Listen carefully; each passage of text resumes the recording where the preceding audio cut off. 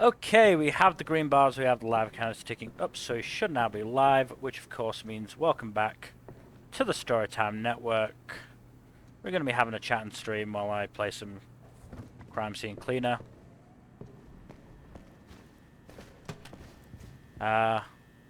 We have been warned away from politics. Apparently that's a no-no on Twitch now. Yeah. Fucking cowards, Twitch.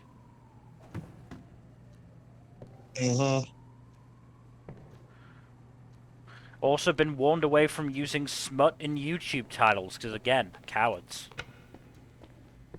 Is it still grooming if both parties think they're grooming the other? I mean, I guess it's how you define whether intent constitutes crime. Legally, yes. Because intent is the difference between murder and manslaughter. The reason this comes up is because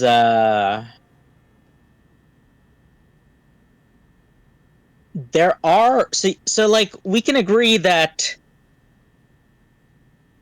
one-sided reincarnation romance is gross and has like under/overtones of grooming, right? Yeah. Mm-hmm. But what if it's two-sided reincarnation romance, except each side doesn't know that the other maintains memories of past life? Grooming in a shit relationship. Like father, like daughter. This whole part How so? didn't even really seem I mean, necessary. just in general, I disapprove of the whole reincarnation romance without telling somebody that you've reincarnated, as well as the whole, if you are, reincarnated as, a newborn baby or a child, and then you get into a relationship with somebody the same age as you, there is still, age gap issues there. Well, assume that like both reincarnated individuals met each other as adults in their previous life.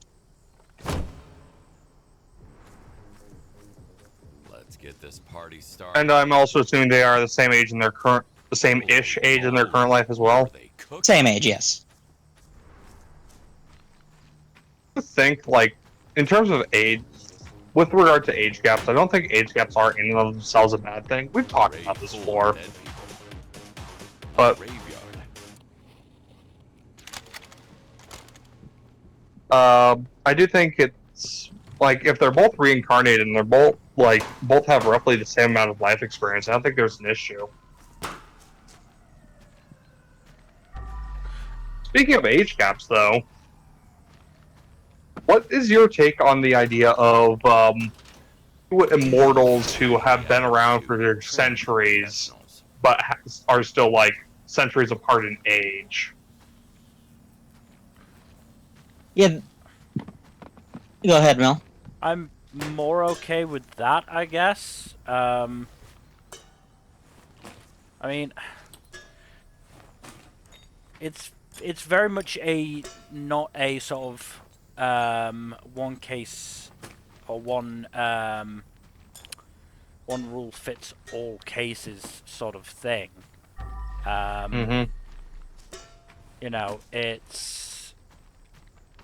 There's an element of, the maturity of those involved sort of thing, and life experience of those involved. Yes, somebody may be, 10, 15 years older than their partner, but have less life experience because of, how they've lived sort of thing. In the immortal case as well, there's also another thing that you might not have considered, Jack. How the magic system interacts with age. Yeah, most of the time, magic systems that feature immortals have like the older you are, the stronger you are. In effect. Yeah, not even necessarily a direct causally, but like just the fact that you've had more time to practice and you have more time to gather knowledge. So yes, Yeah. magic systems often do interact with age in that way. There's also a case to be made, like, they do not have to be at identical levels of experience, strength, etc. for a relationship to be viable. It just should be, like, a reasonable approximation, and also, like, balancing factors to compensate for any more substantial differences. So on a similar but like on a more somewhat related note, actually, there's something I've been thinking about a lot recently, due to certain new trends in the internet horny space. Oh boy. So I think that people, myself included, often underestimate the mental component and the purely theoretical imagination-based component of a lot of fetishes. What I mean by this is, I'm sure y'all are aware that younger men being into older women has been a thing for eternity. Yes. But that has a very interesting interaction with the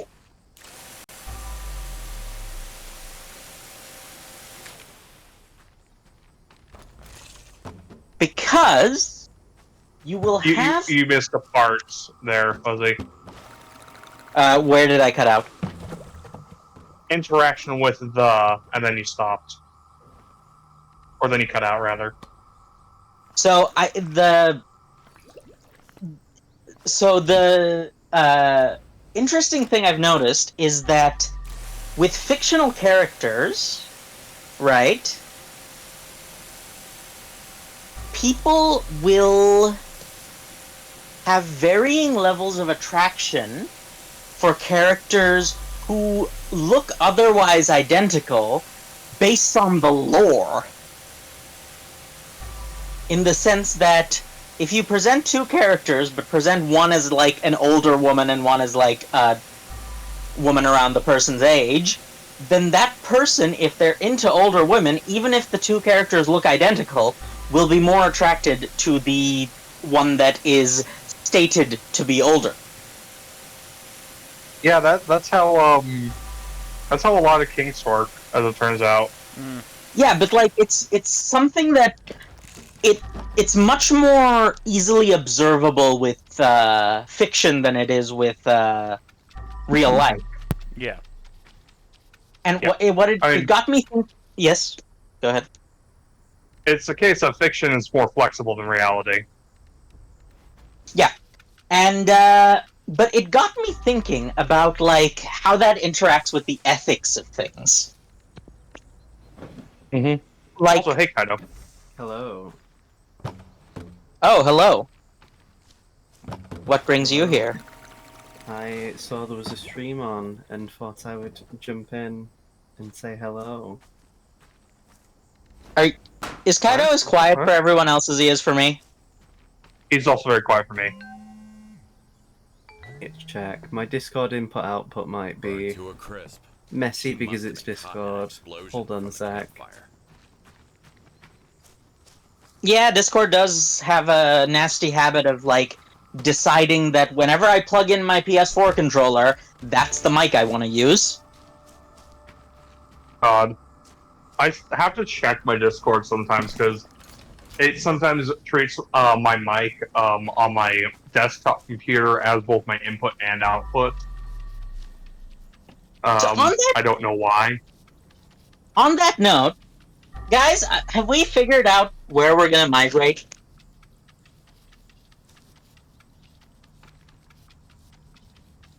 Not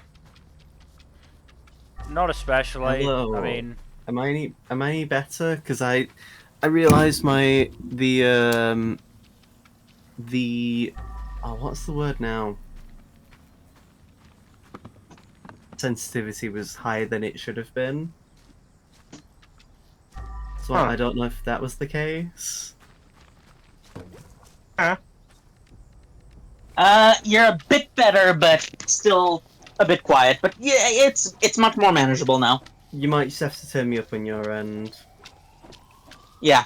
Yeah. Yes, Kaido, we were talking about the ethics of imagination and thought with regards to fictional characters and fetishes. In what regard, or just generally? So so basically where I was going with it is that let's say you present two identical characters and state Like physically without any physically identical characters, but state without any sort of a visual distinction. Just state purely, in theory, that one of them is like 20 and the other is 40. Okay. There is people who are into older women will be more attracted to the one that is stated to be 40, even though physically they are identical. She is identical to the one who is stated to be 20. I mean, so I think it depends on the medium, because if the character in question is deliberately being, if them looking young is the titillating intent, like with Shota and Lolly type stuff, then I would say it is not very good, in my opinion. Oh, let's say they look like an adult human woman. Like if they're proportioned to be an adult, you know, the series is telling me they're an adult, then I think it's a really awkward kind of thing, because like I think it also depends on the series. Like, you know, is this a romance series, and this character in question is the love interest? Oh. Hello, Fuzzy. Yes, hello. I don't know if that was a problem on my end or Discord's end, but I cut out completely. But yeah, as I was saying though, like it, you know, is it, you know, if it's one of those where the character in question, this young person is like, is the intent that this is supposed to be, you know, their appearance or proportions or whatever are supposed to be titillating, then it's this weird, like, then tightrope, I guess you could say. Exactly counts as litter. It's, I don't know. What's your perspectives on it, actually? Because that might help me formulate my own thoughts on it. Well, I was just like thinking about the role that like thought and concept play on an individual's attraction to a given character. I see. Because like I'm like, okay, so inherent morality to it. No. How so? Elaborate. Speak on that. They must have blown all over. Like for the vast majority of forms of attraction, there's nothing inherently moral or immoral about being attracted to another person. Like if you find someone inherently attractive because they are older than you, there's no real moral attachment to that. It's just something that is your taste in partners. Yeah, because there's always the, you know, because I know, you know, there's always the memes of like Leonardo DiCaprio being only attracted to people who are significantly younger than him. But, you know, is it immoral to like someone who is younger than you anyway?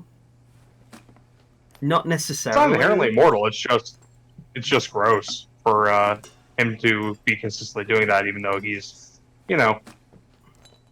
In his case, there's a power dynamic at play. Yeah, of course. Right? That is the issue. But it's, yeah, I mean, it's a very nuanced thing. Yeah, it's one of those it's not one size fits all type thing. Because you know it depends. Because you know you get people who will, you know, you get the freaks, I will call them freaks, who think that, you know, lolicon isn't paedophilia. But then the question is, well, why would you be attracted to this person who looks like a child then? Oh, that's a different conversation entirely. Yeah, of course. I was thinking of the opposite direction, actually. But, you know, then you've got, like... You know, like, I, for example, am attracted to someone who would be older. But a lot of that is for... You know, I have my own reasons, and I know some people have their own reasons for things like that, and it's... I'm trying to think of how best to word it. Like, for me, it isn't necessarily the age in question that makes them more appealing. Part of it for me is I like the idea of someone with different life experience to me. And it's the interest... for me, it's the interesting... the interest of learning what their perspective is in life and seeing how that is different to my own. Especially if, you know, they happen to be someone who's quite cultured or quite smart. So there is an interesting aspect of that sometimes... Hello? Yeah, we Hello? can hear you. Actually, just one second. I'm going to switch my internet to see if that helps with my persistent connection issues. 1 second. Well then. What are your feelings on it, Mel? Honestly, not very many. I mean, attraction in general is just not something that I have any experience with. And so it's very much going into the nuances of it is, you know, not something that I feel wholly equipped to discuss. Sorry, what were you saying? I missed that. We were talking bad about you, about how you're a lovely person, and we appreciate you in our lives. How dare. So, there's an interesting thing I have been thinking about the attraction to older individuals. Do you think that's I do think. That's where I am. Do you think that's an attraction with a shelf life? An expiration date, as it were? Yes. Purely because as I get older, the concept of someone being older than me becomes more and more of an issue because I mean, it already does. There's fewer of them. What's that? Yeah, the number of people older than you diminishes as time goes on. Yeah. Just the, you know, fact of how life works.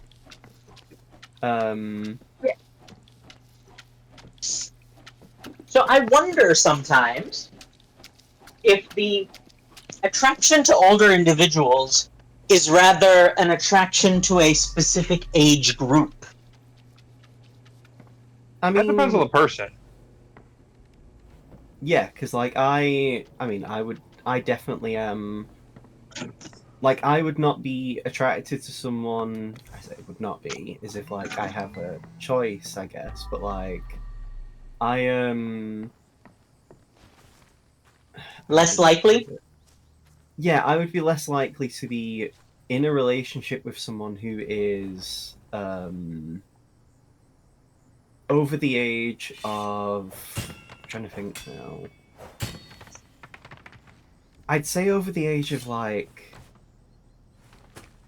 I'd say the cutoff point for me would be late 40s.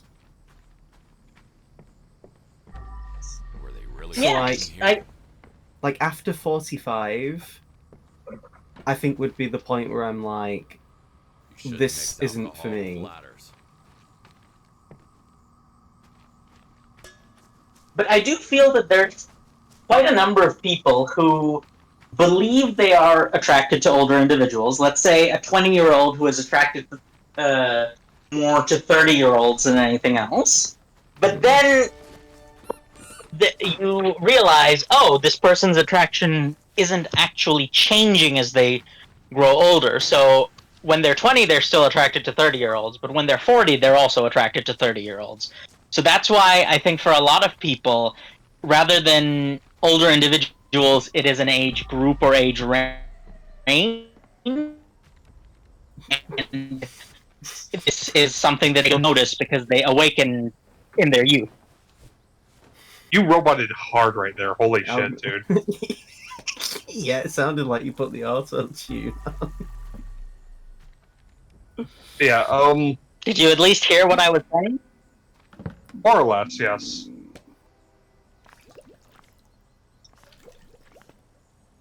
Do you have thoughts on that? I mean, that just goes to show it's an attraction to a specific age rather than an attraction to an age range relative to yours. I mean, how Yes. much of it is also related to the general consideration of society being that, oh, it's better to be, for men, it is better to be with women of a certain age because they are more experienced, sort of thing. Guys, we're so drunk right now. Perfect That I time feel for varies podcast. culturally as well. So freaking drunk. You can't And I don't just mean like, You're so smart, dude. hello? I love you, Yeah. bro. Hello. We can hear you.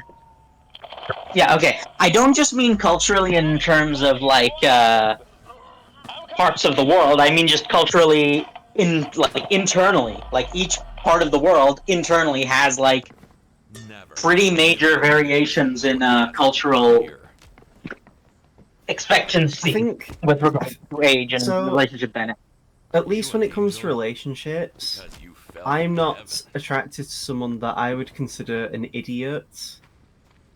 For me, age. Oh, you're isn't- morophobic. Gotcha. Yeah, I'm sorry. I didn't know how to tell you this, Jack, because I know you are also an idiot. No, I'm joking. But like, for me, I would not be attracted to someone that I would consider stupid. I ultimately would look for someone who I am intellectually compatible with above all else. And therefore, my ultimate concern would be more someone who, regardless of age, would I be able to enjoy having a conversation with them about various topics?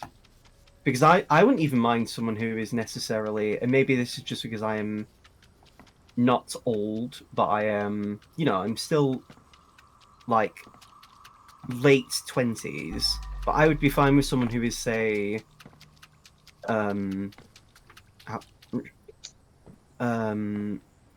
tripping over my words. I would be fine dating someone who is 20. However, 20 would be the minimum age that I would be comfortable being in a relationship with someone personally. Mm. And even I personally then, wouldn't want to. I was just going to say, but there would still be exceptions within that category because there might be, there's still, like 20 is still Can't pick up anything with a full an bag. important age for some people, especially when it comes to figuring out who they are and where they are in life. There are 20-year-olds who are more emotionally mature than the average 50-year-old, but there are also 20-year-olds who are less emotionally mature than the average 8-year-old. Yes. Miss spot up higher on that wall, Mill. Well, there isn't. But I can definitely understand where you're coming from. Also, I should note, I am approaching this almost entirely from an academic perspective because I am the resident arrow ace in the call. Excuse you. I thought you were still undecided, Mill. Yeah, but for the time being, Arrow Ace is close enough. Okay, fair enough.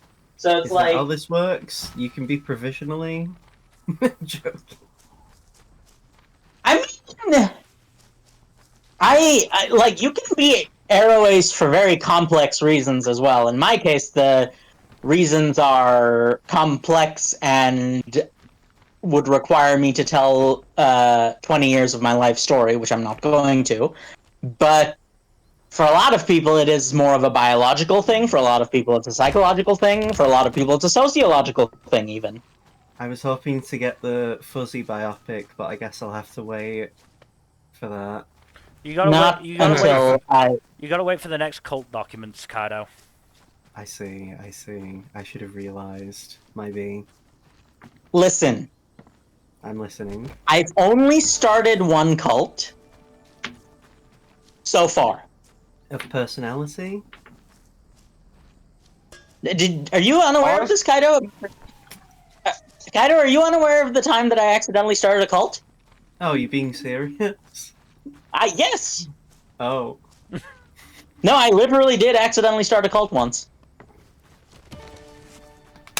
I mean, it could be worse.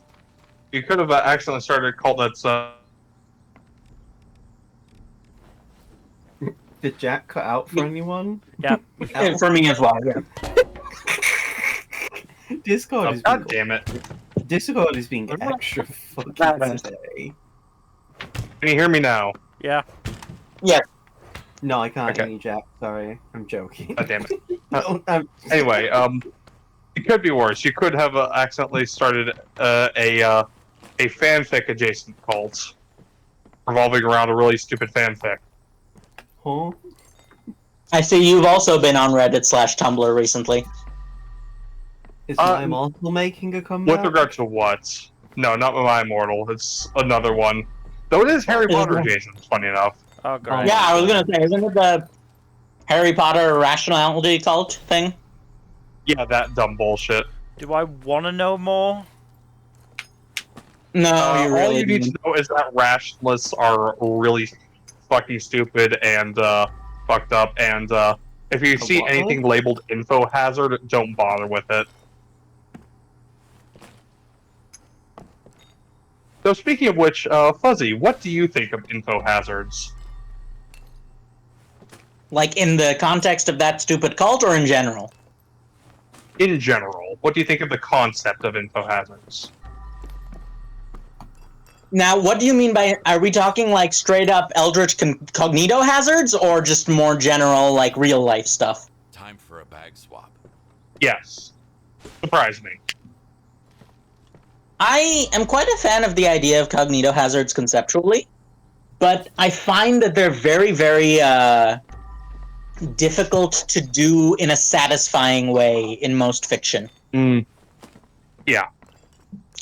Because Yeah, it's one of those things that you kind of can't really make explicit because, like, half the part of the appeal of those is just, like, not knowing about it. and Like, the problem is, unknown and the... Yeah. and the problem is you have to walk that tightrope because on the one hand, the unknown is what gives it its appeal, but on the other hand, leaving it unknown forever is unsatisfying for readers unless you do it very, very well. And most people just don't have that level of skill or even experience. Let's not even call it a skill issue. It's more of an experiential/practice issue. Mm-hmm. Oh no, I'm gonna cry. I'm doing. Why? What happened? I'm in a Balatro run. Oh no. But the stuntman has shown his face. And you can't afford him? No, I can. I just don't know whether I want to pivot to high card as a build. Never pivot. I mean, it's kind of always safe to pivot to high card. I mean, never so- pivot to high card. It was an incredibly average anime. So, if you give me a second, Fuzzy, you can look at my stream, so you can see the reason why I'm struggling so hard with my decision. Okay, now I got now I'm curious. Hang on. Because I've got Oh, I see. a negative driver's license that's ready to go at any moment. I've got hanging Chad. I've got a castle. That's why Even you Steven shouldn't do plus suspicious walkie-talkie, and then drugs, this oops or all any sixes. drugs for that matter. That isn't helping anything, but it's just because I'd get rid of that and then do Stuntman. And to be fair, on my run info, I'm not particularly deep in the reads when it comes to poker hand levels. Yeah, you could afford to drop the oops all sixes. You're not really running a probability build, and you can keep the Stuntman without necessarily pivoting all the way to high card. Right? You can still like do other stuff. Oh no, baseball. Okay, baseball. It's fine. I only have the castle, so it's not that valuable. True, but it is a build around. Anyway, I to don't get know off what, the I don't know what Battlefield- any of that means, so, you know, fun, I guess. Well, do you sometimes feel blessed that you don't have the roguelite gene? Sometimes. I think it's a travesty that Mill doesn't have the roguelike gene, and I think we should do our best to make him have it. I mean, I have Kaido, have you? I have the roguelike gene in a sense, but it's more in a, like, this is something I semi-enjoy rather than this is something that I'm going to get obsessed with for all time. Kaido, have you played Nubby's Number Factory yet? I've heard only good things about Nubby's Number Factory, but I haven't played it personally. It is a certified Northern Lion classic. It's funny because I don't even fucking watch Northern Lion. No, but he is the guy to go. He is the go-to guy of whether or not roguelite is good. Yeah, I can see that. He also kind of single-handedly gave Balatro a massive lift up. Yeah, I think that's fair to say. And on the What were you gonna say? on the subject of It's funny. roguelike, the DM who's currently running the PvP Fate campaign that I'm in is planning to run a roguelike D&D campaign like next year. Oh, so How's that gonna work? Do you think you can get me in on that? We will see. I'm not 100% sure because it literally just got brought up to me yesterday, and I still don't know all of the details.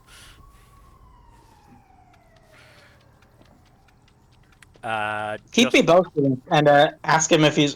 We'll talk about this off stream. But yes, roguelite D&D does sound like something that probably should have been done a lot earlier. there was a really well upvoted post in one of the D&D subreddits I follow of someone saying that they had achieved effectively a D&D roguelike. And it did sound really cool as a concept. But yeah, I think the so y'all want to know something crazy? I mentioned it before, but I might as well mention it on stream. The last time I played a proper like full-length game, full-length RPG to completion was 2020. Wow, what was it? God damn. God of War Ragnarok. Oh, I still haven't Feel sorry finished that. for you.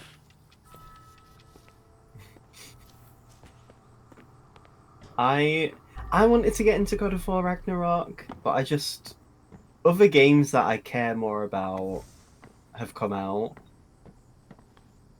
Oh. Do you know what's really ironic though? Do you know what I haven't gotten into? What? The God of War Ragnarok roguelite mode. There is? Yeah, there's a roguelite mode for God of War Ragnarok. It does contain Right. spoilers for the main story, because it's basically a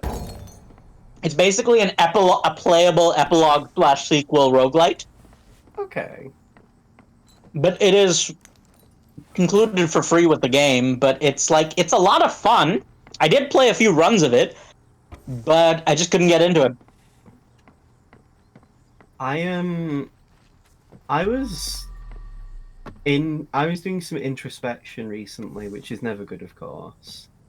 I was looking at writing a Fate Something's fanfiction blocking the way. of Oh. like, what if Fate, but all the heroic spirits were actually video game characters? And so I was trying to. Oh, think so of, kind of like Super Smash Bros. But Fate, basically. Yeah. So I was like trying to think like, oh, what would be really cool like ideas for, Saber and stuff. And I Fucking Fire Emblem characters in that well, class. it's funny because I actually wanted to actively avoid doing a Fire Emblem. I would avoid doing Fire Emblem characters for it because I feel like it would be very. I don't want to say boring, but like, Easy. yeah. It's because Fire Emblem characters are basically already pre-built into the format. And so, like, I was deciding which one, like, what characters I'd want to do. And I mean, it was mostly just something I was thinking of, like, while I was at work, not really doing much. But I really liked the idea of having a Devil May Cry character, but not as a Saber class servant.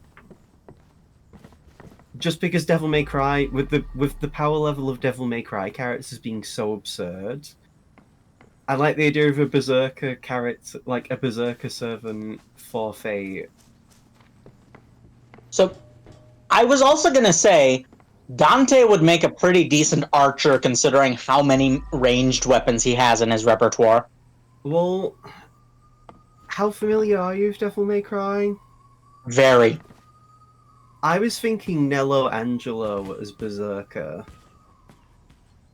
You could go any of Virgil's crazy phases could work. Nello Angelo could work. Urizen could work. I like the idea of Nello Angelo, because my idea was that you could turn him into Virgil by using a command seal, and he would, like, temporarily be a Saber, but then he'd be forced back into being, Nello Angelo again, after, like, the time has run out. But he would absolutely find a way around the command seal and betray your ass somehow. Which is why I like the idea of that, because it's Virgil, and he has, in universe, been willing to betray people he has worked with. Virgil has no morals. Yes, this is known. And that was one of the only things I disliked about Devil May Cry 5. Yeah, he definitely got off way too It lightly. completely... Devil May Cry 5's ending did have hints of Steven Universe ending, if you know what I'm saying. Yeah, I get you. I mean, it could be worse. Could be as I'm bad as the ending to. There's several video game franchises that have worse endings, for being honest. From what I've heard. Yeah, Unless that's like. Is that like the conclusion to the series, or is like there's more coming along? Good proven stuff. we don't know. We have no idea. We didn't even know there was going to be a 5. I mean, apparently, Fuzzy, have you seen the Devil May Cry anime? The new one? I have seen enough Reddit posts about how it butchers the source material to not even want to. Apparently, Adi Shankar didn't even know it was in... Because, so the anime was so far in advance being made, he didn't even know that a Devil May Cry 5 was even being made, which is very interesting.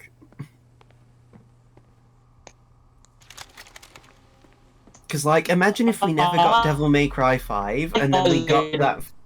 Oh.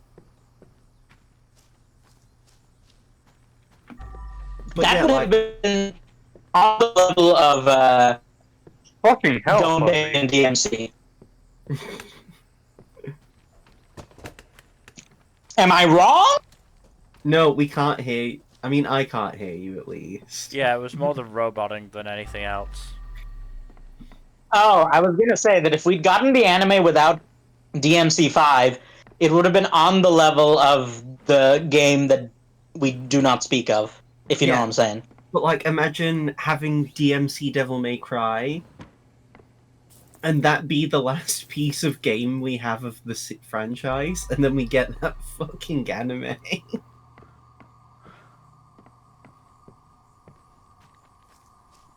That would have guaranteed the DMC5 wouldn't have happened. Yeah. Because no one would have wanted to touch the series again.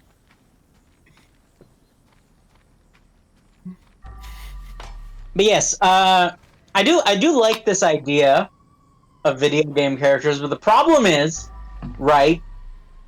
It's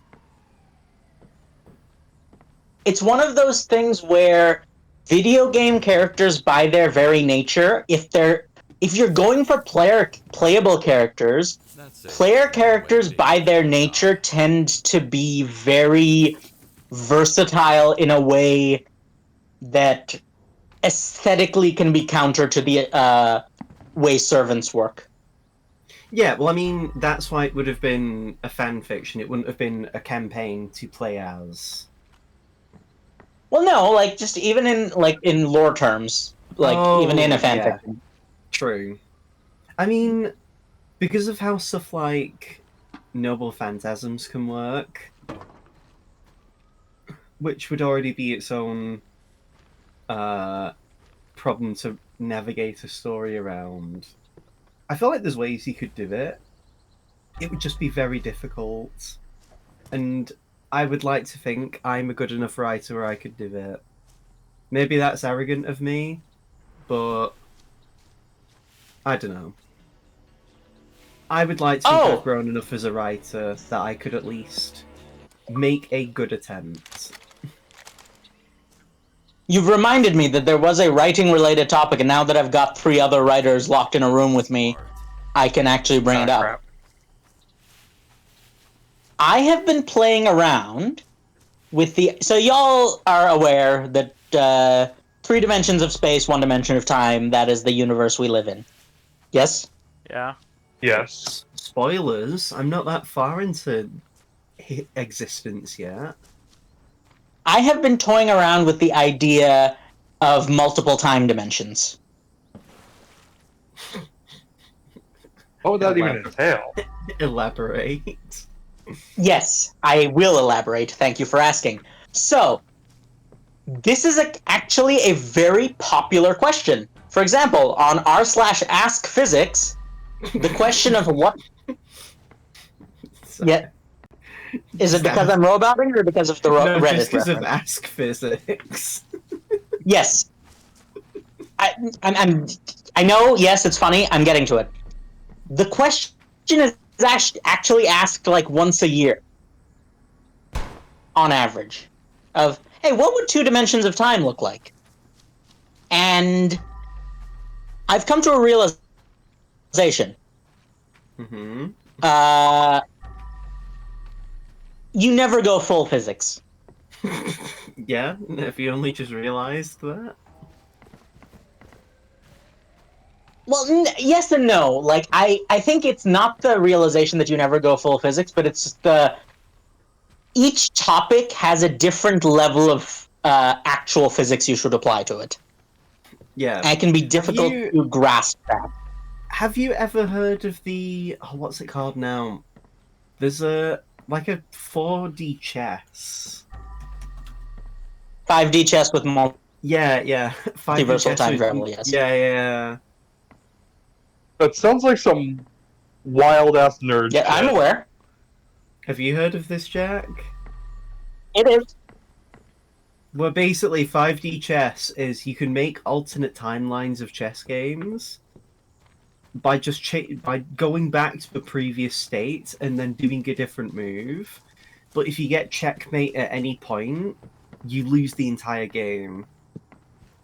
And you can also move pieces across timelines.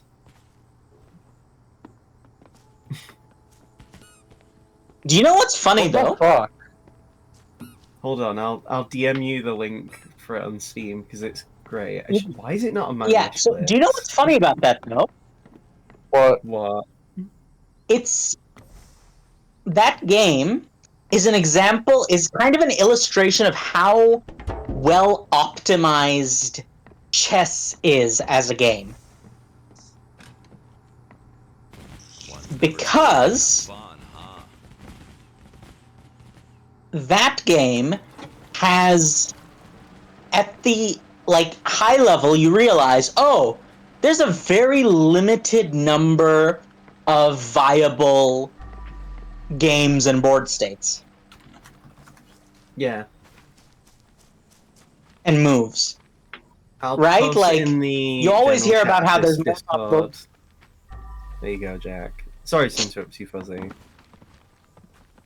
No, it's fine. But you realize everyone always talks about how chess, there's more possible games of chess than there are stars in the universe, which is true to a certain extent, at least for the observable universe. But that's only possible because chess is a mind-bogglingly well-optimized game for what it is. Answer certainly explains itself. And yeah, so go ahead. I was going to say, I forgot that the 5D chess originally had the psychological horror tag, and it's just making me giggle. I mean, it's not an inaccurate Really. tag. But yeah, I mean, chess is just a really fascinating game when you, really pick apart it as a concept and what you can do in chess anyway. And yeah, like you said, there's so many... it's so well optimized in such a strange way. Yeah, there's a reason that even though chess computers are better than humans ever will be, they're still not capable of playing truly optimal chess, because that just doesn't exist. Or at least it's not physically possible. Computers can't have anal beads in them, so of course not. Allegedly. Allegedly, true.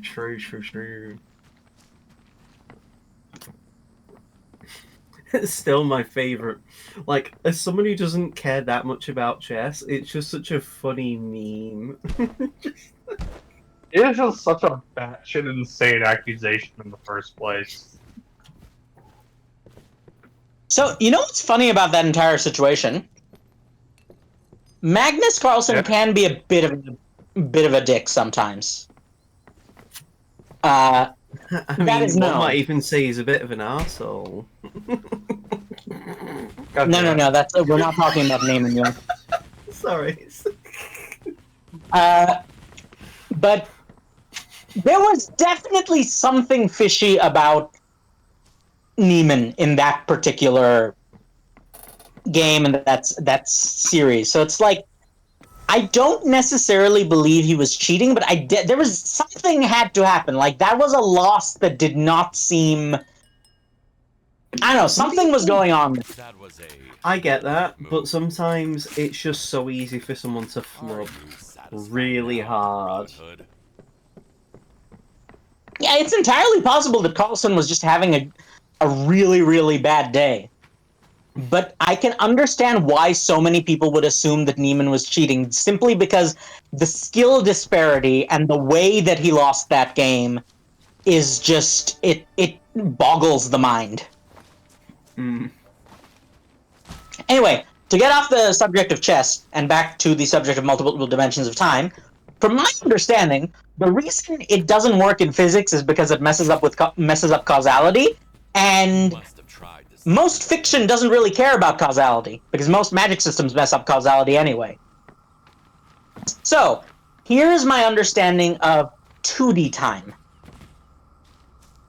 It's very simple, and it's something that it's one of those things that is very complicated to think about, but it's kind of like how King Crimson works. That is a very good start. Oh god. Oh, for fuck's sake, Fuzzy. You could not No, have picked a better starting point. No, I mean that in the sense of how King Crimson works is actually very straightforward. It's just it was so poorly explained for so long that it became a meme. Well, it didn't But help that I know. It didn't help that the translations for Part 5 at that time were dreadful. Like, they were notoriously bad. Not even funny bad like the Duang translations either. Oh, those were... Do not besmirch the name of Duang by comparing it to the Part No, 5. no, translation. it's an affectionate besmirchment. Yes, Yeah, okay, that's yeah, no. that's acceptable. I'm saying that the Part 5 translations were much worse than the Duang translations. Oh, yes. Absolutely. But yeah, so, do you know what the funny thing is? Y'all already know how 2D time works. I do. Explain, please. Yeah. Parallel timelines. That's all 2D time is parallel timelines. Hmm. Oh, it's like in Dragon Ball. No. That's San Dimas time. That's a different thing. No. I mean, like, there's two different timelines. There's a point of divergence between the timelines, but there's two different timelines that run parallel I mean, with Technically speaking, there's Oh, no. 3. Because, like, there's the main timeline, there's Trunks' timeline, and there's Cell's timeline. Yes. The point is, there's parallel timelines that are connected with each other. With With the diverging point. between. Yes, with Yeah. diverging points. So, from that, it becomes possible to extrapolate 3D time. Which is where I've settled in. Okay, I can smell what you're stepping in. You see where I'm going with this, right? Like, I'm So- drinking what you're pissing. so, like, if 2D time, let's say that time as we understand it is the x-axis, and the y-axis is every single possible divergence from the x-axis. Right? Like, let's say Bob is going to Alice's house to borrow some apples. TV tropes, motherfucker. I wasn't gonna say it, but Look, Bob and Alice predate TV tropes by at least, like, a decade or two. Okay? Physicists have been using it for years. Let's say that the 2D time encompasses every possible thing that can happen while Bob is going to Alice's house to borrow some apples. In that case, the third dimension, the z-axis of time, would be every timeline that cannot occur while Bob is going to Alice's house to borrow some apples. Do you get what I'm saying? so it's impossibilities. Impossibilities relative to a given point or line in the time space. I should. Are we talking like imaginary number type shit? Kind of, yeah. We are talking about, like, we are in the same way that imaginary numbers are essentially just making the one-dimensional number line into a two-dimensional complex plane. 3D time is largely like making the existing two-dimensional time stream into a three-dimensional time sphere.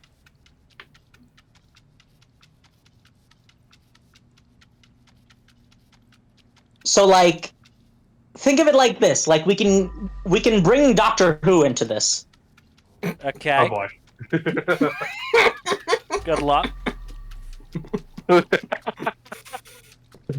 There are things that the Doctor will never do just by virtue of who they are as a person. Sorry, I've had when 13 out of 14 known doctors are male, it becomes difficult to switch to non-binary. 13 out of 15. Also, Right, there's two Also- tenants. well, Huh? there's two tenants. There's the Warg Doctor and there's the Fugitive Doctor. 17. And the Fugitive Doctor Look, when is female. When only 2 out of over a dozen are female, you can definitely say that the Doctor does lean in what it's like a Kinsey scale, right? It's like it's not an absolute thing. The Doctor God, doesn't the have Kinsey to. scale has been so badly debunked, but at the same time, it's like the best way to explain shit sometimes. It just like more generally, it's a spectrum, right? Yes. It seems that based on observational evidence, the Doctor leans more in towards one end of the spectrum than the other. That doesn't mean they're not non-binary, but you can be non-binary leaning in one direction in the same way that you can be bi leaning towards one gender over the other. I mean, from tellingly, the only time they really got into this was during Capaldi's era. Capaldi's era and now Shooty's era. But certainly Capaldi seemed to think that the Time Lords didn't ascribe to humanity's petty notions of gender. But then it was pointed out that Time Lords, eh? Yeah, that is a very awkward quirk of the series being an English language series, English being a language with very strict gender binaries. English language series Not started really. in the 60s. Let's point out. Yeah, the deck was kind of stacked against them for that one. Anyway, before we got onto this, what was your point about Doctor Who, Fuzzy? So 3D time is essentially like, we know there are things the Doctor will never do because of who they are as a person. So my basic statement is all of those timelines featuring a Doctor who will do things that we know that they would never do exist in this Z-axis of imaginary time.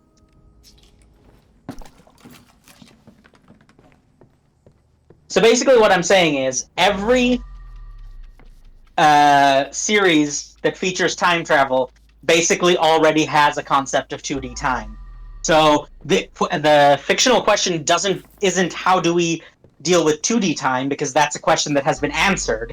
The question is how does we deal with 3D time, because that's a more interesting question. For example, in the Bob and Alice example, you can comfortably say that there is no way that Bob, on his trip to borrow apples from Alice, there is no way that Bob will somehow end up committing genocide on that trip. I don't know. I don't know, Have you you never know seen what Bob? you He can seems do. pretty shifty. Listen, we're stay within the bounds of the podcast, please. In that case, Oh, I'm sorry, Daniel. listen. Joking. But yeah. Okay, but yes, It's. in I that get what you case- mean. It is a very interesting and like. You do make a very good case. At least in my writing, that is how I'm going to approach three-dimensional time. Essentially, 3D time, for a sufficiently powerful existence, is a sphere with 3 axes centered on you as point 0. Probably the best way you can do it without going insane. But yeah, it's just like, it's not that hard to conceptualize because we can borrow on our understanding of 3-dimensional space to conceptualize it. I am never going to touch 4D time because I don't even understand 4D space because my brain is literally not designed to. I mean, your brain. It is kind of unhinged from what I know of it, as I knew I- nothing of it, so... I can perceive it.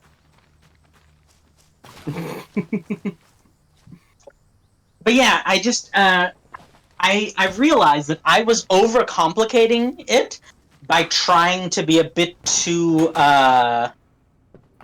involved with the physics. Like, there are a lot of things where being involved with the physics makes the magic more fun and interesting, but they're different types of fantastical things have different degrees of physics that they can be involved with before they lose their fun. So many signs. No one to care. So yeah, it's very tricky to find what point that is. Because like if you go too far, then you get the dreaded One Piece power scalers. What's wrong with One Oh Piece yes, power everyone's favorite. scalers? As someone who isn't in the fandom, I mean, like I am. Because they missed the entire point, honestly. By arguing So- who's stronger, Zoro or Sanji. I mean, yeah, 'cause we all know No. it's Chopper, right? Well, yes, that's just known, but Not me. the actual strongest member of the Straw Hat crew is Nami, because she understands capitalism. For But no, some the- reason I assumed you were just gonna like say, "Oh, because she's a woman," and like, I don't know why. Okay, I'm going to try not to be offended by that. But, no, the One Piece power scalers are all, idiots because they take the 1 point of Kizaru traveling at the speed of light and extrapolate that to, oh, everyone in the One Piece universe is FTL. God. Almost as bad as all the people who are like, oh yeah, this planet is actually super fucking massive. Because Oda doesn't actually draw shit to scale, as it turns out. See, Not I everything is love, drawn to scale in One Piece. I adore the idea of like planets in a setting actually being ginormous, and just trying to sort of like comprehend how that could even work. I mean, it's funny in concept. The issue is people taking it too damn seriously. It all had to end Oh, of up course. I mean, like this. Tyler was a great Kaido, I man, read Chinese web novels where every fantasy world is literally a flat but was plane that is larger than most solar systems. I mean, could be worse. You could read Solo Leveling, then you'd be, well, you wouldn't be able to read it because you'd be too busy falling asleep. Hmm. I'm afraid that train has sailed. Oh no. Did it at least already solve your read the whole insomnia for a thing. time, Fuzzy? Fuzzy's an oil farmer. Did it at least solve your insomnia for a time? At last, here I am, Tyler. Sadly, no, because I was reading it as it was coming out. Oh, oh my god. We need to help this poor soul. I will, like, here's the thing. The story is completely ignorable, because, obviously. It's just, it had the luck of getting a really, really good adaptation team, and so every character except the MC did look good. I mean, like I said, it's the I know that you're. it's the newest successor in the Attack on Titan line. Honestly, no, I don't think it's really like fair to compare to Attack on Titan, because at least it's not like overtly like It's not racist. peddling objectionable ideology like Attack on Titan is. Yeah. I'm not comparing Also, it the in main terms character- of actual material. I'm comparing it in terms of the whole well animated anime adaptation, meaning people turned a blind eye to aspects of its story that are either just not especially well written or actively problematic. I will say this to Solo Leveling's credit, it didn't really have anything that was, like, problematic. It was just So like boring. music, but I guess music didn't like him back. I'm gonna... Kaido, do you disagree? I don't. Sorry, I just sold a Joker and it appeared immediately again. I'm just. Yeah, that does. That Under different you can always. There's two things that are guaranteed in Balatro. selling something than it taking up a shop slot almost immediately, and also, nope. I wouldn't mind. I sold it and then it came in because of riffraff. But yeah, I think the issue with solo leveling is different from Attack on Titan. Because solo leveling's popularity, it had to go through an additional step. Because Attack on Titan went straight from bad manga to well-animated bad anime. Right? But solo leveling went from web novel to really well-drawn adaptation that didn't really do anything for the story, but it looked cool, to anime. So it did go through an additional layer of processing. So it's not exactly a one-to-one, but I get what you mean, Mill, when you make the comparison. Night is over. It was more a repeat of a snide remark I made in the TFS server, because hey, guess what, Fuzzy? Attack on Titan is getting the first fucking Crunchyroll influential anime award. The problem is, though, out of all like, the choices, it's going to Attack on Titan first. I mean, and this isn't a strike against you, Mel. It's just the kind of people who will vote for those series in anime awards are the exact demographics that would be the reason why they would do that. I mean, what I mean is to say is that, like, those people who who'd like it are the exact demographic that it makes sense why they would even be doing that in the first place. I will also say one thing. This is not to Crunchyroll's credit. I'm not trying to say that they're doing a good thing here. But you do also have to remember, influence is, by its nature, a neutral term. Anything with a full bag. We had this discussion already. The issue is... I argued and will still argue that it is far, far too soon to really actually state fucking Attack on Titan's influence, though I will state that it is still a somewhat influential anime. I would argue that there are still far more influential anime that you could pick from, you know, the 90s, the 80s, the 70s, even the fucking 60s. Fucking pick Dragon Ball for fuck's sake. If you want to do something more recent. I think Dragon Ball is like the most easy choice to pick. I mean, it's very telling that Dragon Ball can outsell One Piece just from Daima alone coming out. Like... Yeah, like, Dragon Ball is, if you're going to go with most influential anime, it's Dragon Ball. No questions asked. It is like, that is the objective correct choice.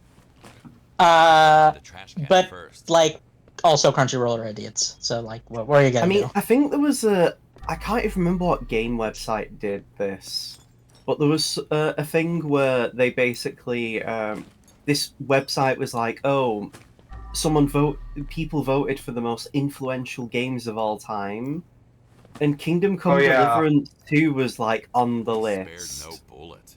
Yeah. But yes, my point... Recency bias is a scientifically studied term for a reason. Tyler. Yeah, but it was in, like, the same listing as stuff like Ocarina of Time. I mean, wasn't that a list where Kingdom Hearts barely showed up, if at all? I don't remember. I think it allowed, like, multiple games in the same franchise to be on the list, though, which is a mistake. Because, like, a colleague of mine asked me today what I thought would be, like, some of the most influential games of all time. And I was saying, like, you know, it depends on who you ask. Because, like, Game Facts, for example... Doom would be up there. Yeah, but then you have, like, Game Facts, where they got really upset that, Day 17 of Sudoku therapy. people that Undertale deigned to topple it from being the most the most popular game of all time. So Also, Uh, this is a side note. GameFAQs is a miracle of the internet. yeah, The fact that it's still up and running. yeah, But yeah, I anyway. agree. But actually, Attack on Titan you'll- thing real quick. I do remember remarking something along the lines of, Maybe you should have Attack on Titan isn't necessarily the worst choice for that award. There are a few others that would be objectively worse. It is the most popular bad choice, I would say. Yeah, I was also gonna say, if you want name You're roboting again. there is an objectively correct answer for the most influential anime character of all time. Am I still roboting? No. Not anymore. Hello? Hello? We can hear Okay, you. so the answer is Donald Duck. oh, I think I see the I'm vision. surprised you didn't say Mickey Mouse or Bugs Bunny. Well, Donald Duck is explicitly the answer because that is the one that Osamu Tezuka cited. Ah.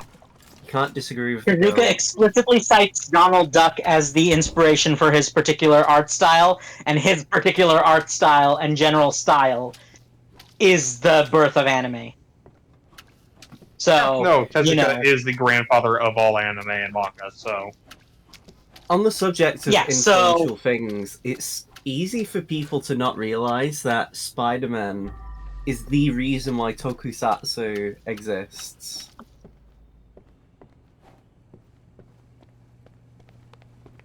This That is isn't like pretty I'm wild. aware of what you're thinking of, but elaborate for the folks at home. basically a Spider-Man live-action TV show was made in Japan, and because Spider-Man is actually Wait, super pop- Leprechaun was the first mech? What's that? Sorry. Leopardon, the Spider-Man mech, was the first Tokusatsu mecha? I don't know if it was the oh yeah, but it was also just the first television show, first media really that like had such a concept of fighting monsters in such a way, which is again Okay, it's I was- crazy I- to fit. It's still Yeah, I crazy knew. to think that like. Sorry, go ahead. I knew what the Spider-Man Japanese live action was like, but I didn't know it was that early that it inspired all the rest. Yeah, like Kamen Rider and all of that would not have existed without Spider-Man. Like, it, and you know, it's why I can understand why Horikoshi of My Hero fame would.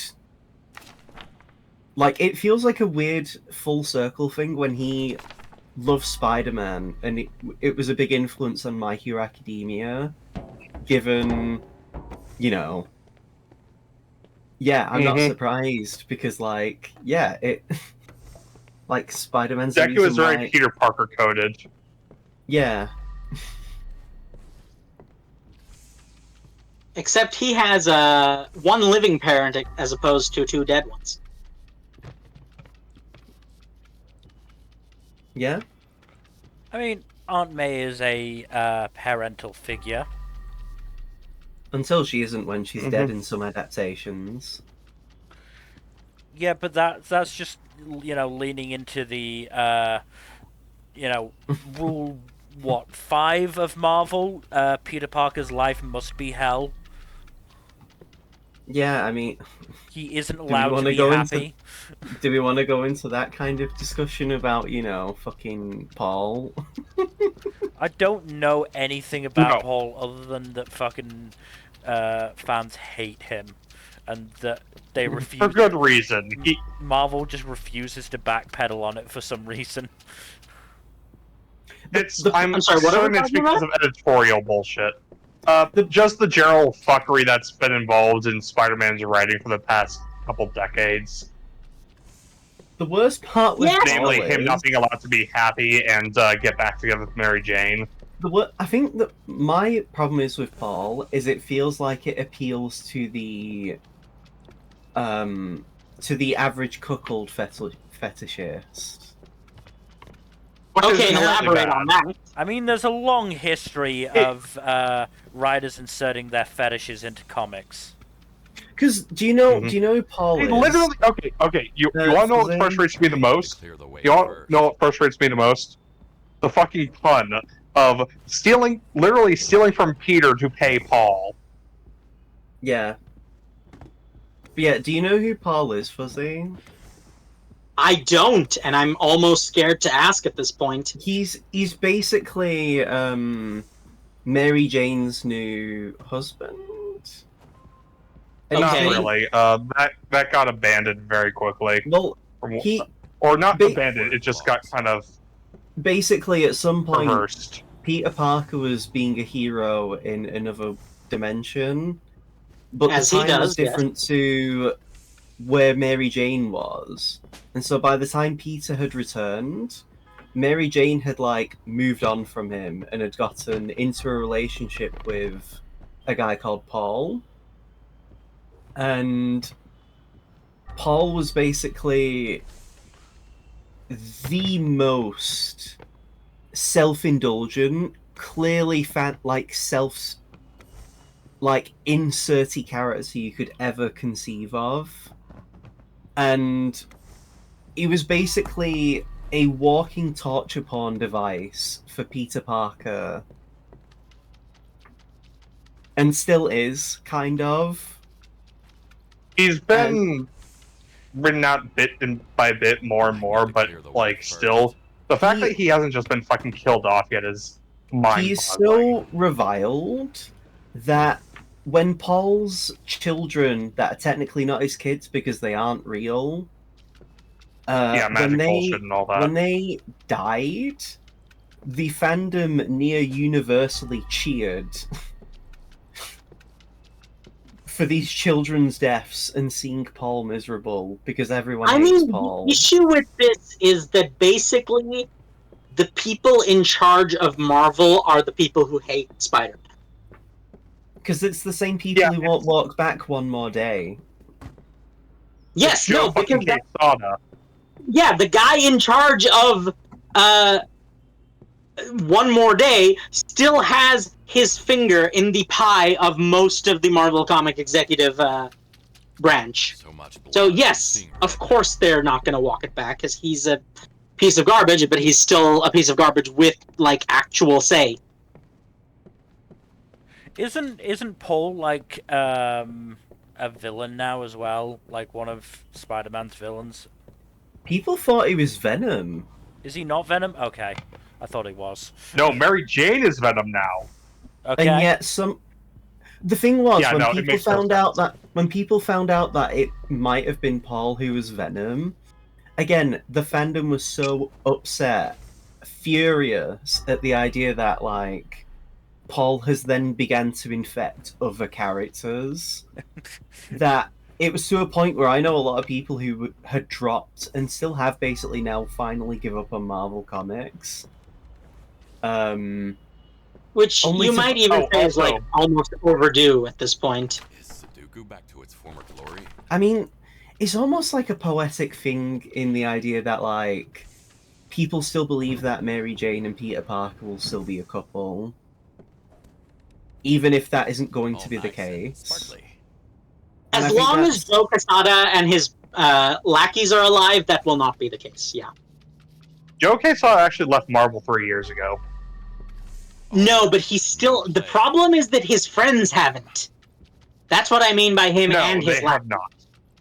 Yeah, so... Yeah. Just getting rid of him isn't enough. That's the issue. But, yeah, like, it's crazy to think, though, that Mary Jane being Venom has somehow created the most sourceless Venom incarnation of all time. Despite Like- the fact that that is so many people's fetish. Out of my control. It is crazy how Mary Jane of all characters being allowed to be Venom has created the most anti-Riz, anti-cool, and just meh incarnation of one of the most popular, like, rival slash kind of depending on your, the day of the week, like, enemies or rivals of Spider-Man. Isn't Gwen Stacy also a version of a famous villain as well? Or am I Well, thinking... she's also being resurrected. Yeah, but that happens like once every 3 weeks. True. Well, as long as Norman Osborn isn't in a relationship with her while she's Basically, the Spider-Man writing team is almost universally consists of people who hate Spider-Man and want to make him as miserable as possible. Which again, like Up I to said the before, it executive level. much appeals to the cuckold fetishist of Amateurs. existence. I mean, it's not just that. There's a lot of other stuff that they do to make Spider-Man miserable. Yeah, but it's so easy to it very much feels like it's those sorts of people who have infested the character in the comic. Yeah, infest is the right word. But yes, it's a basic. Sorry, were you going to say something? No? Yeah, it's basically the issue of the fact that comic books are inherently a corporate medium. Yeah. And as a result, and this is something that a lot of people have to realize about corporations, there is a misconception about corporations. It's not always about making money for corporations.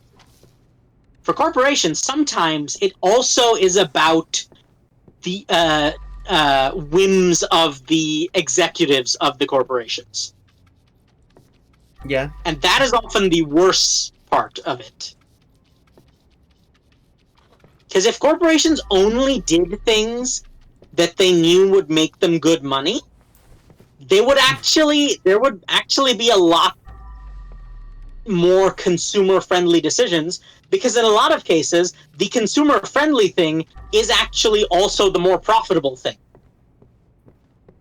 Yeah. But the fact of the matter is, corporations will never accept that, because the people in charge are not just there to make money; they're there to stroke their own egos or things along those lines. I mean that's the thing. They claim they're doing the thing that makes the most money, but it's more accurately said what executives think will make the most money. Yep. And I would say a significant portion of executives are dumb fucks who don't actually deserve the position they're in. David I mean, I think you can go further and just say that that's basically 100%. I'd say there's at least a small percentage of people who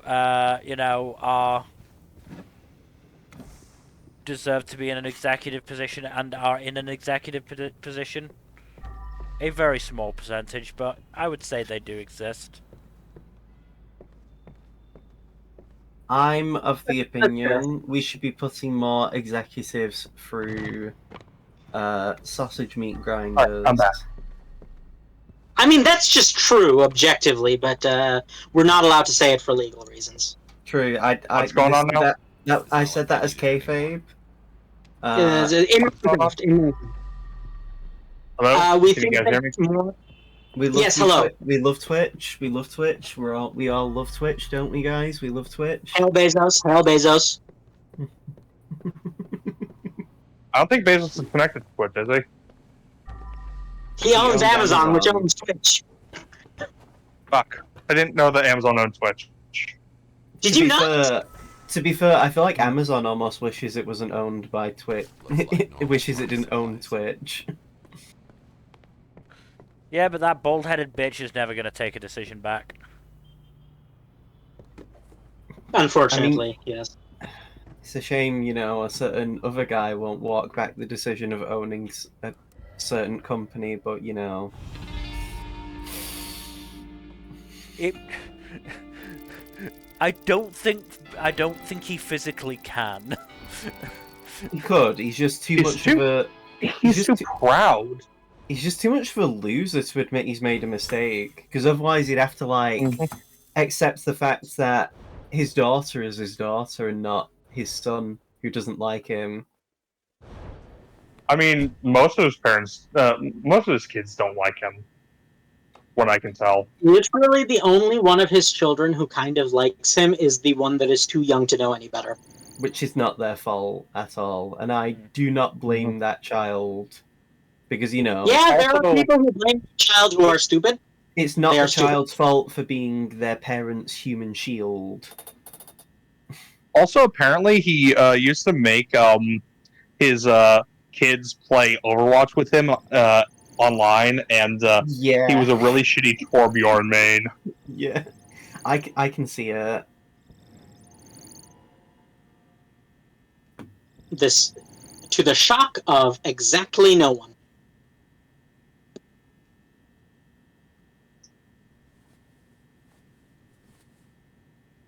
It'd be hilarious if it wasn't so pathetic. I just like. But yeah, that is the thing that a lot of people forget. The failures of capitalism are not because corporations are doing what they have to make the most money, because that's not what they're doing, objectively speaking. What corporations do objectively is they will prioritize whatever their executives want to prioritize, regardless of how stupid it is, and then their priority is to make money. That's their second priority. Their other priority is what the shareholders want, and what the shareholders want isn't always what's smart or reasonable or viable. Well, that's executive shareholder. They're basically like you can. Honestly, do you want to Yeah, know what's a yeah. really good example of what you've just been saying, Fuzzy? What? Wrestling, specifically WWE. I have. Please elaborate. Bodies. Well, certainly for, you know, several, at least a couple of decades, Vince McMahon was in charge, but didn't, lost the Maybe the fucking, pool lost touch with what the audience actually wanted. Maybe he was shitting too much on his assistant's head, I don't know. Holy fuck. Blood. God. I wish that was just me exaggerating something. It's not. But the point was, he would make stupid fucking decisions, and then, you know, the wrestlers and the agents and, you know, the commentators would have to do their best to turn a fucking stupid-ass decision into something that people might actually like and that could, you know, make some money. And there were It was cases- me, Austin. That honestly wasn't even that bad. It was a stupid decision, a dumb decision overall, but they made it work well enough. I'm just using that one because it was funny. Yeah, it's me, Austin. It was me all along, Austin. It's funny just because of how stupid it is. There were some ones that just weren't, that were stupid and not funny. Ah, yes. I know it's not to do with that, but one of my favorite things when it comes to WWE is the Shockmaster. Oh, the Shockmaster. That poor bastard. I want to make That's where a he was D&D shot for the first character time. that's just based on the Steps and fell Shockmaster. into the water. It's just so fucking funny because you can audibly hear people just absolutely losing their shit in the background, just unable to stop themselves from laughing as this dude who everybody knows who it was, but just coming in a fucking Glitter-covered stormtrooper helmet that had been spray painted silver and covered in glitter and fell through the fucking hole he was supposed to make. Oh, Hold on God. a second. I'm gonna. If you don't know the There are times when I'm kind of glad I am not as invested in wrestling as y'all are. I'm not Like, invested. It's just I have a friend who I have is no invested investment in in it. wrestling. I just catch strays here and there. And I watch. There you I go. listened to a 6-part podcast This is- episode on why Vince McMahon sucks as a person. This is only 2.5 minutes, so it's not that long of a watch. But yeah, I'm just like constantly amazed by how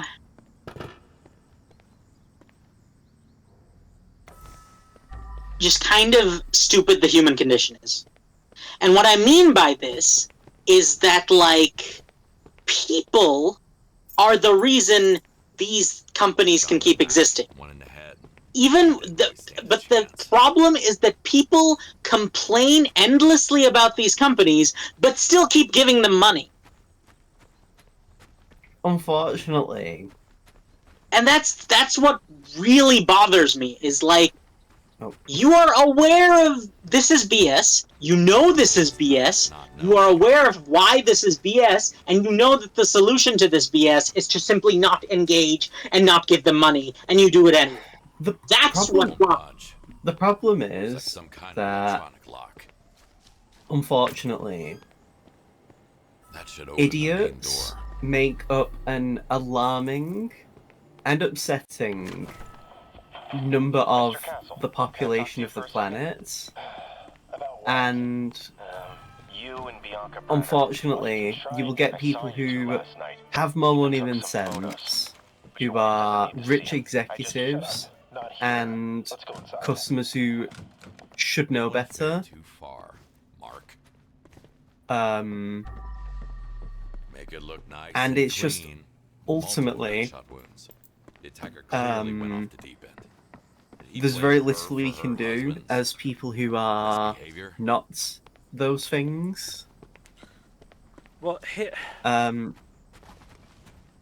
here's the issue, I think, is that there was definitely a point where voting with your wallet could have made a real No need to difference. thank me.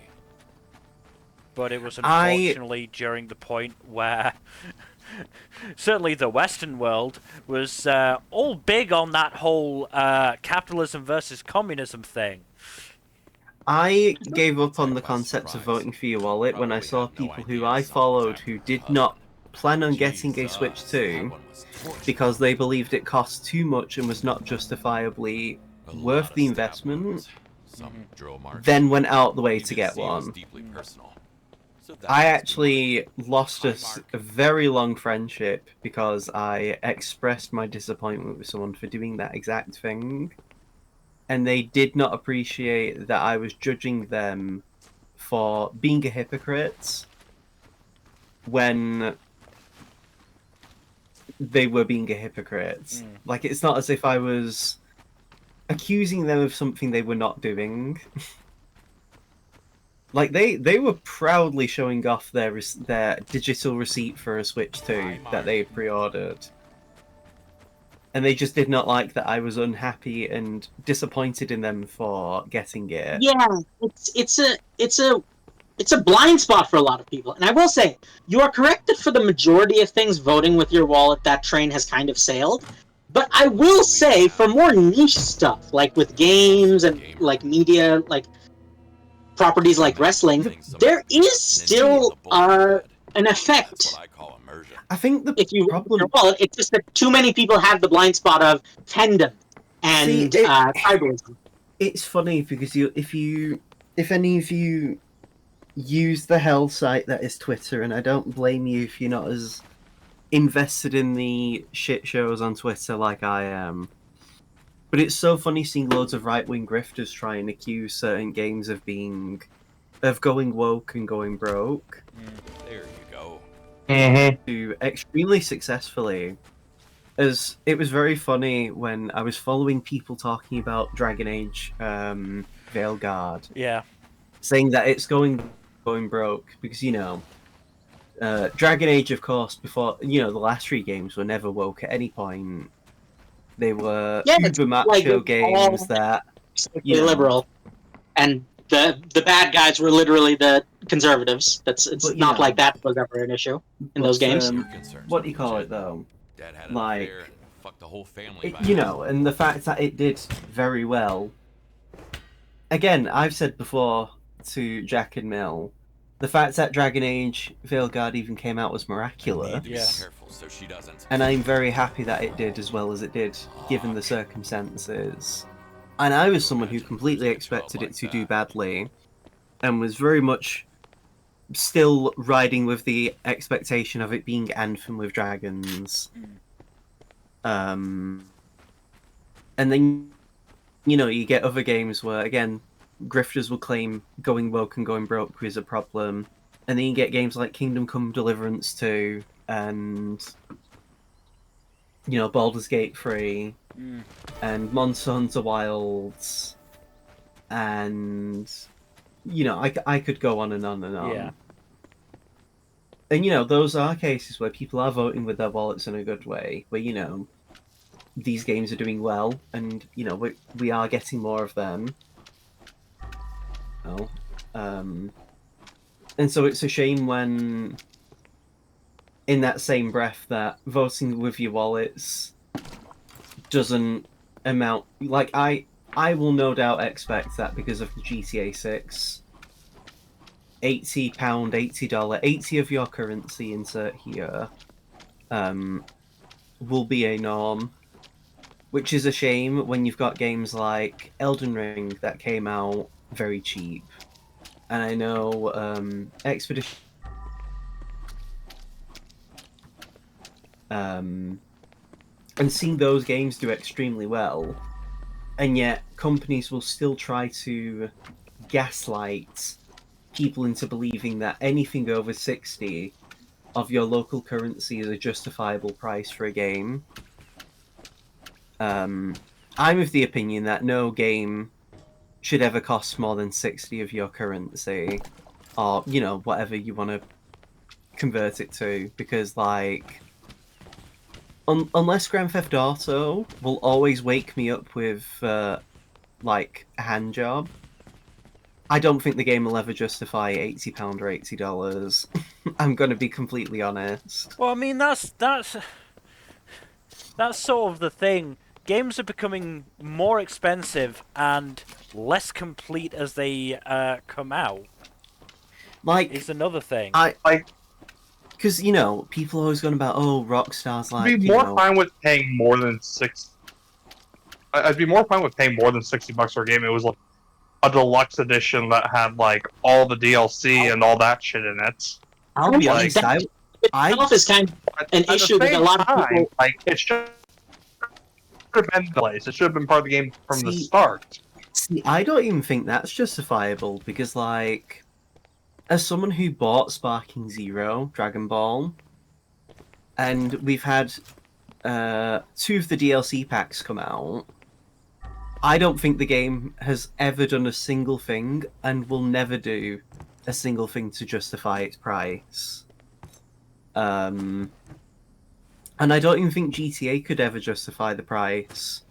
Like, maybe $80 after the full game is out, and we can actually see what the DLC is like, but even then, I'll be honest, I don't... Like, the only reason I even bought Elden Ring with the Time for a DLC bag swap. on PC was because it was on sale for about £60 in total. And having played the DLC to completion, I would never pay for that for the full price it was listed. But that's just me. I am a lot more I'm happy to vote with my wallet. I know some people aren't and won't, but I don't know. Yeah, I'm like I just don't really invest in new games much anymore unless they're indies. Yeah, I think one of the things with games, this is why I won't ever say that I'm 100% pro piracy, but I think there's a lot more cases where piracy is justified than people like to believe. Yeah. I mean, Games, particularly games for Games- consoles that have long been extinct, like do not have any update release for new consoles, for example. Games like, are most an of the older example. Pokemon games are not legally available on new consoles.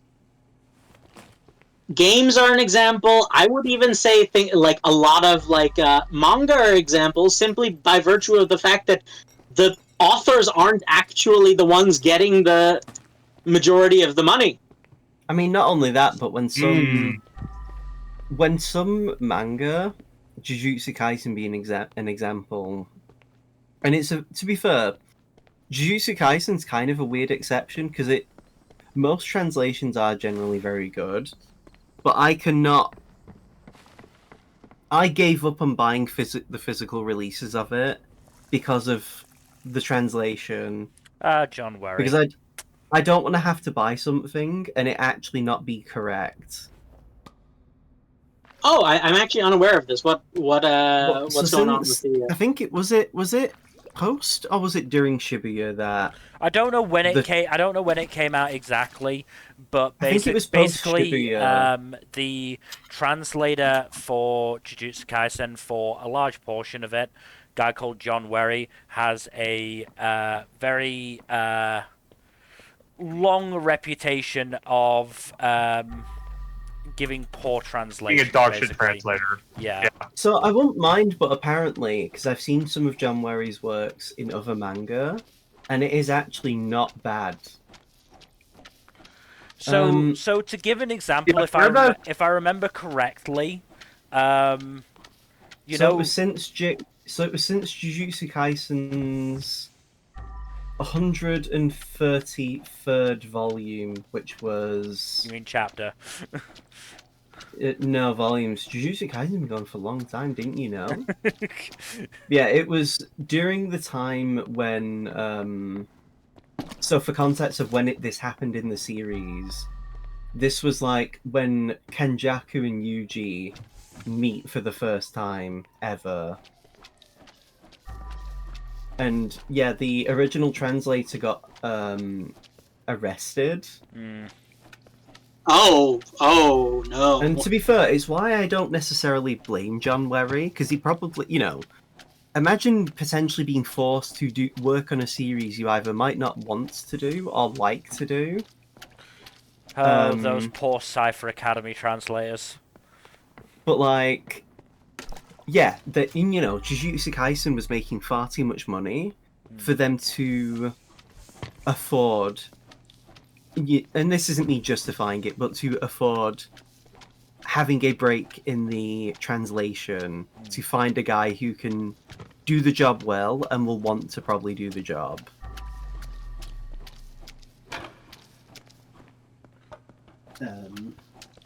But yeah, since that part of the series, Fuzzy, they had a new translator on board who has, like Fuzzy said, has been notoriously bad.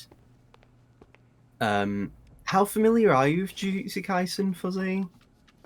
Read it all the way through. So, for context, at one point, according to John Werry's translations, Gojo cannot use Black Flash because of the 6 eyes. And this was after he'd already used Black Flash. I think it was in the same chapter.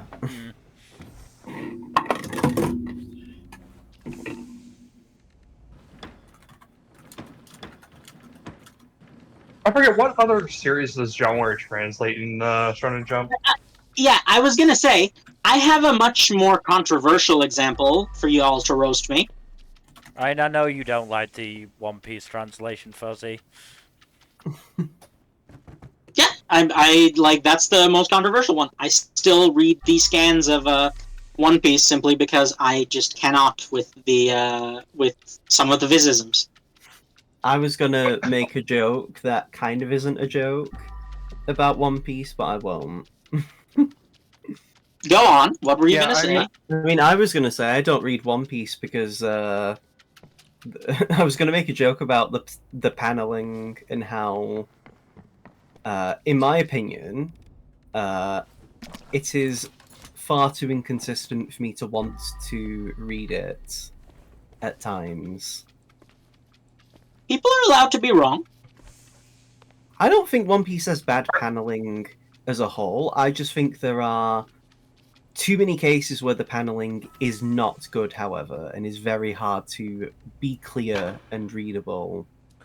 I do think One Piece's paneling has gotten very busy, and sometimes it's a plus, and sometimes it can be a bit of a minus. I don't think it was always like I am of the opinion early One I Piece think was, the paneling is- was at its worst during Act 3 of Wano, probably. and you know, There were other issues post time skip, but like it's gotten better over the course of Egghead and Elbaf, I think. but yeah, because like I think early One Piece was really good for the paneling. It just isn't the case now. And you know, to be fair, Oda is very much older than he was back then. You know, he is prone to taking regular breaks, which he deserves to do. But I also don't think that means his work is immune to criticism. No, Yeah, I think there's absolutely so much cramped handling. Oh, sorry, Fuzzy. No. Well, I also am of the like I am probably one of the most critical of One Piece in our One Piece loving group because I love it so much. But I agree that no work is free of criticism, and also that there are very valid reasons to criticize One Piece. I'm just like, for me personally, it's just that the sheer like quality of the story is enough for me to like ignore a lot of the other stuff. Which is fine. And I get that. Yeah. But the problem is, if I the will story say, is being told through panels, there needs to be good clarity then, because there were times where I was reading more recent One Piece chapters and having to look at panels several times to understand what the fuck I'm looking at, which, you know, isn't that often enough that it's an egregious problem, but it's enough that I'm expecting it to happen per chapter. I will say, I'm pretty sure part of the reason that the paneling has been fairly cramped of late is because Oda is trying to get as much of the story into each chapter as he feasibly can, because it is a series that he's already been working on for almost 30 years now, and he does want to wrap it up and still have, you know, some of his life left afterwards. Because, like... How rude of him. Yeah, I know, how rude of it. How rude of him to want to have a life. No, it's like it's completely Like, understandable. To be fair, Much for healthy living. you know, if it was a series I didn't like Hunter x Hunter, I would be a lot more scathing with my wording choice. Oh, you reminded me of something, Kaido. We need to have a day where you and I just have a shouting match on stream with the Hunter x Hunter fans. Because we are the only two people on Earth, apparently, who dislike Hunter x Hunter. So, I would. I haven't But I watched don't- enough of Hunter x Hunter to make an opinion. I don't dislike Hunter x Hunter enough to want to do that. And that's not because I think, like, there's parts I enjoy. It's more I just genuinely do not care enough about Hunter x Hunter anymore. Like, I have not only dropped it to read or watch, I have dropped it from my willingness to even engage with it most of the time. Which is fair. There are... As someone who has recently gotten back into Bleach in a big way, there are, Oh, I'm so sorry. as an example anyway, there are other series I would put more time into, especially because I've actually started buying more manga lately, and I intend to start Delicious in Dungeon soon, which I'm looking forward to. Oh, hell yeah. I've basically absorbed the majority of Delicious in Dungeon just through osmosis by this point. And I have no issues with the series, Don't have a key? except for one. Hatchet will do. Which is? Not enough. Just also be cautious, because I am anime only, and so I've only got half of the series. I think not enough gay, and that's all I'm gonna say. Yeah, that's fair. Yeah, makes sense. I mean, that's the issue with with pretty much all homoerotic anime manga series that aren't explicitly labeled as gay.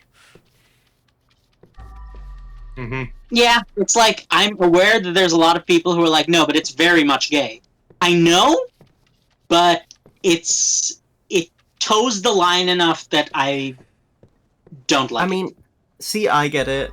I'm of the opinion that text is better than subtext. Oh, I preach into the choir, brother. Amen to that. And all Yeah, that. no, I agree. There are times when subtext is appropriate and or necessary, but like text is, on the whole, generally better. The thing is, it's more interesting to extrapolate a piece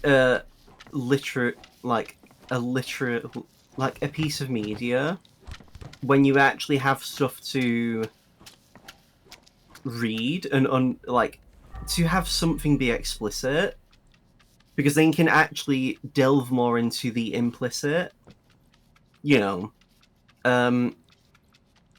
Sometime, as an example, if, say, I'm looking at some of the Shonen Jump manga I've got that's very homoerotic. Like, if, say, Hinata and Kageyama at some point were just, like, furiously making out.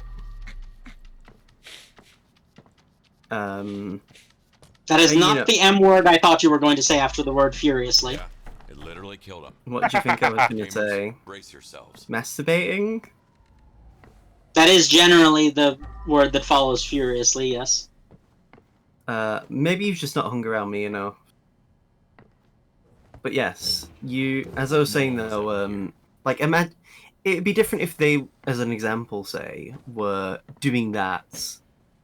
Because then there would be more fun to be had from their relationship, in the sense of delving more into then the homoeroticness of their relationship and their interactions going forward.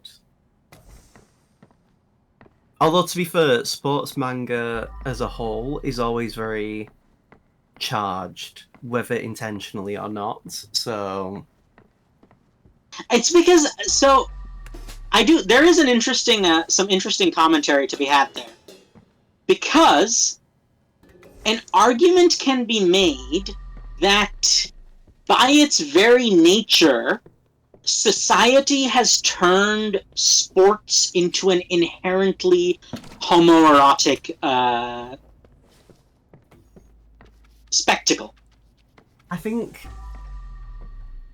especially, it depends on the sport. I think with team sports, because most team sports involve people of the same gender, it's more predisposed to that, because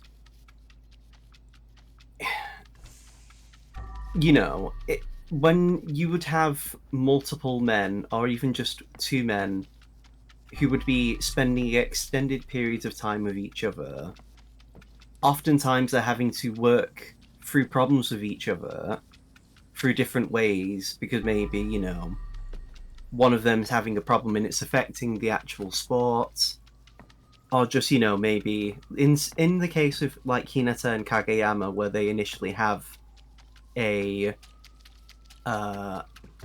dislike of each other in a rivalry, there's so much more you can do with that versus just say, like, it's not to say that you can't have something similar if the people in the sport were of the opposite gender or something. It's just that isn't very often, and most of the sports that are that kind of thing aren't very popular sports. You know, I've heard it said that after a certain degree of intensity, a rivalry stops being a rivalry and it just starts being you wanting to fuck the other person. That's because of one of the, like, that is just a human nature thing, right? Like, human beings have a very messed up sort of emotional regulation capability. And one of the consequences of this is that sometimes the wires get crossed. Mm-hmm.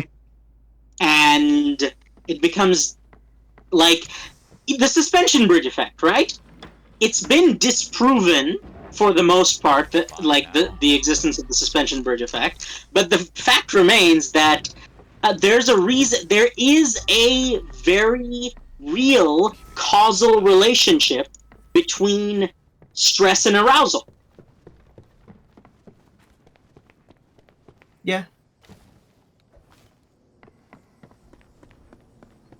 And so, you can never really underestimate something like that.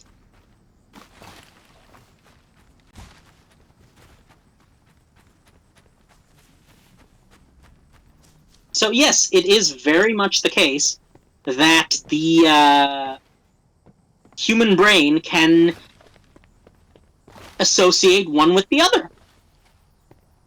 That's just in our nature.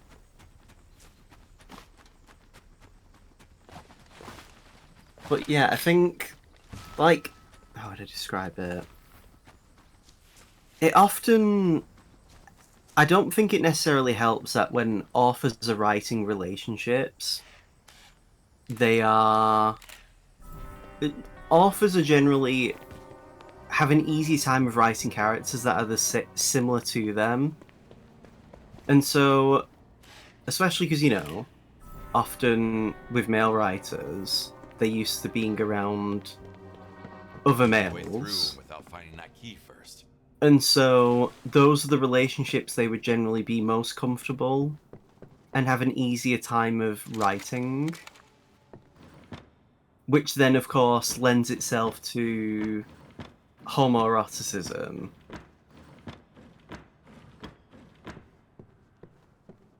Oh, absolutely, yeah. It might be worth something. Maybe this is a hot take. I'm willing to accept it's a hot take, but I think the desire people have to see and find homoerotic relationships in media of any kind is a very double-edged sword. And how would I describe it? This isn't as someone who is a straight cis man. This is someone who, well, maybe it is, and I just haven't recognized it on a deeper level, or haven't seen the full picture for myself of how I think about it. But I make the shot, Mel. From way downtown. You're the goat. Sorry, it's just because I'm watching this stream. But I think it is. While this is good for the sake of getting people into a series who might want to see those kinds of relationships, like how Kagurabachi has become, you know, people can trust it to last because Fujoshis have clung on to the series. God bless them. I also think it isn't Still got it. a good thing. I don't think it's necessarily a good thing as well, because then you get situations like Bakudeku, Yeah. And I think there is far too much, and it's especially common in people who aren't actually gay, from what I've seen. But you get far too many people who will romanticize not only toxic relationships, but toxic relationships that aren't actually there. I Again, can that's absolutely understand where you're coming from there, yeah. because the problem is it's never enemies to lovers with that kind of degree. It's just, again, it's Bakudeku-esque shipping. But it's also why I don't like a lot of school series, because then you get like All Might Deku ships and Gojo Yuji ships, which are not That is only just gross. which are not only gross but uncomfortably popular.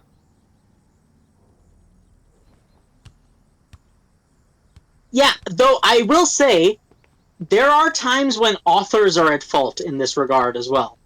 I presented the example of Brandon Sanderson a while back, where he was like, yeah, no, guys, this character who is definitely bi is definitely not bi, and then several years later he was like, okay, so yeah, turns out now that I know more about sexuality, yeah, this character is bi. Buckets. But it's not just that's the issue. For example, are you aware of that one infuriating comment the Delicious in Dungeon author allegedly made? Do you mean the one where Laios No. isn't actually autistic? Yeah, that one. See, The one where the author decided that the character they had written, who they, whether intentionally or unintentionally, is very much autistic, they decided that character is not autistic. See, as someone who is on the spectrum and likes representation, I do not want to have to get representation or seek representation through something that isn't already explicit. And it's not to say that, Well, like, it's I Go ahead, I sorry. think it's a shame that Laios isn't autistic, but I am fine with it only because I'm sick of quote unquote autistic characters who are just awful people, like Sheldon Cooper.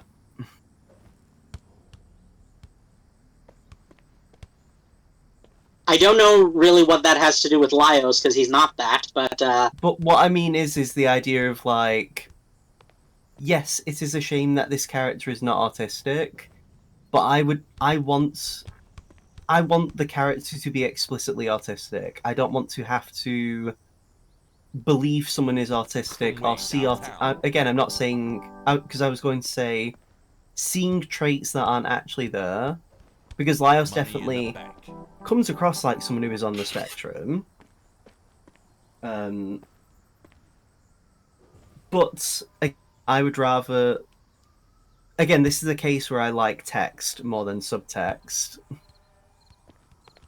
I mean, there's also just the case of the author unintentionally did something, and as was said, like, didn't think it was actually what they wound up making it. Like, I know, at least in the anime, there's the bit where, is it Shura, where Laios Shuro, and yeah. him are punching, where they're punching each other, and Laios is upset that he isn't more, that Shura, Kuro, whatever, is more just honest with how they feel. And that annoys Laios. Like, and again, I can, because that is a problem with being autistic, is I have those problems where people just don't say what they should be saying. But I think I at least approached that scene as an example lens of someone who is also aware that Laios is very weird when it comes to who he is because of Japanese culture and social norms. You're still a good boy.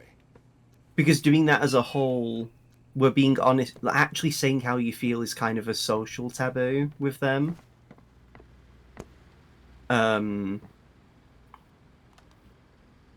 And so it's why stuff like that didn't necessarily bother me when learning that the author didn't intend for Laios to be on the spectrum.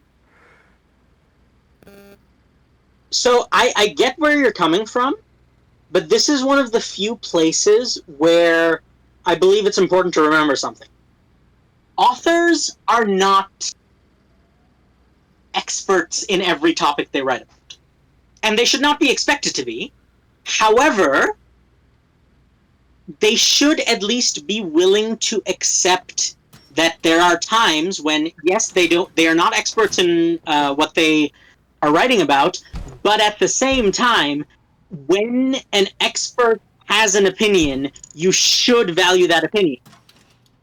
And not just experts, but with a case like autism, there are diagnostic criteria, and those diagnostic criteria, by the nature of the disorder, are based on observation. And based on those observational diagnostic criteria, you can come to conclusions about a character just as much as you can come to conclusions about an individual. Of course. And yeah. that is the way in which you can come to the conclusion that Laios is autistic. So that is a place where you can come to a conclusion that the author can be wrong. Simply because there are times when they write about something that they don't necessarily have the knowledge of. I mean, there's also a thing of I don't know how comfortable, Japan is with autism in general. They're not very Not comfortable with at all. mental illness in general. Like, something that's very well discussed in Japanese culture. So I understand the cultural reasons, but it's just one of those things where it can be a bit of a, like, it can seem like a blind spot / disingenuous, if you know. Yeah, if like, that makes sense. I completely understand where you're coming from, Fuzzy, and I do.